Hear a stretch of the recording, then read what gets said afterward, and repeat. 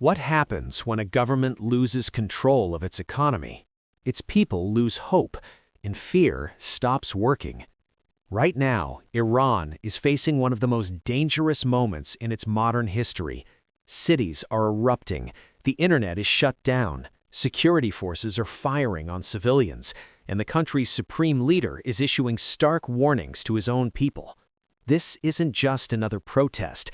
This is a nationwide challenge to power, and the consequences could reshape Iran and the entire Middle East. To understand what's happening in Iran, we need to start with the economy. For years, ordinary Iranians have been struggling to survive. Inflation has soared past 40%.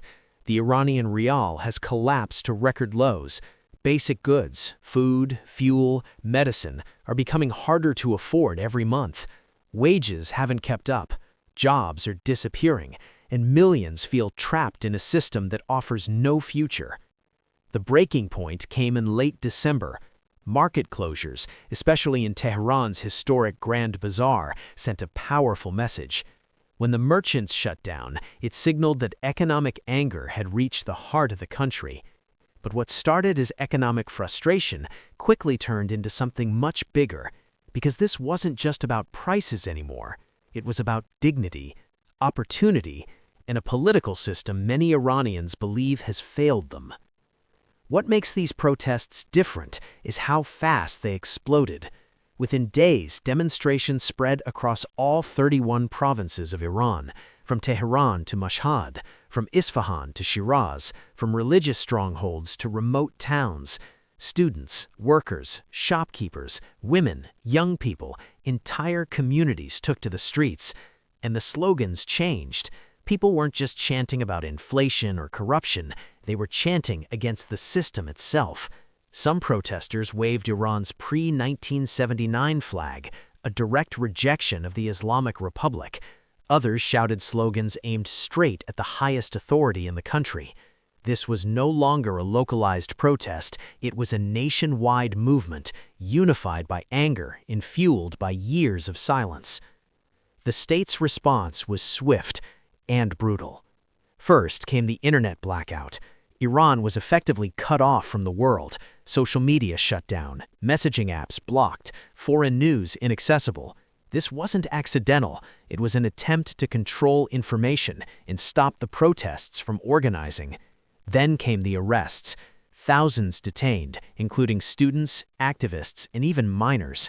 Security forces flooded the streets, tear gas, batons, live ammunition. Human rights groups report dozens of deaths, possibly many more. Some victims were teenagers, others were shot during nighttime raids or clashes with armed units. Medical staff report pressure to hide causes of death. Families are warned not to speak. Fear is being used as a weapon, but it may no longer be working. At the center of this crisis stands Iran's supreme leader, Ayatollah Ali Khamenei. Instead of calling for dialogue, he chose confrontation. He accused protesters of being manipulated by foreign enemies. He warned of severe consequences. Iran's judiciary echoed that message, promising harsh punishment and no leniency. This language matters, because when a regime stops listening and starts threatening, it signals insecurity. Behind the scenes, reports suggest tensions inside the government itself. Some officials are urging restraint, others are demanding total suppression. That internal divide may decide what happens next. The world is watching closely. U.S. President Donald Trump issued a blunt warning, saying the Iranian regime must take threats seriously if it continues killing protesters.